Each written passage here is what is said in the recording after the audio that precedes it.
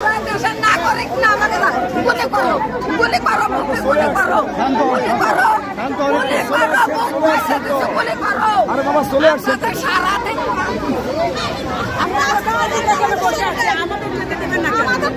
আমাদের দুজন লোক নেন, দুজন লোককে দিতে দেন, সবাই যাবে না, দুজন লোক তো যাবে,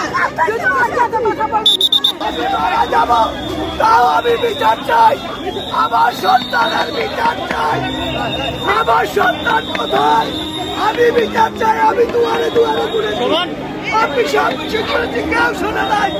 আজকে এইখানে আমি আসছি সকাল থেকে বসালি কেউ শোনে না, আমার এই কাগজটা পর্যন্ত পৌঁছাইতে দেয় নাই।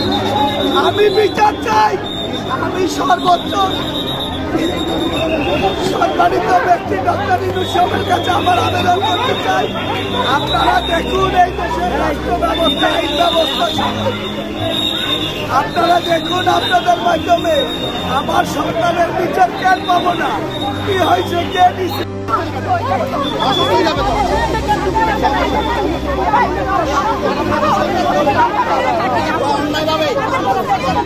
আমি এক মাস দুদিন ছিলাম ওখানে, আইনার পরে আরো 300-400 উপরে লোক আছে। আমি নিজে দেখে এসেছি।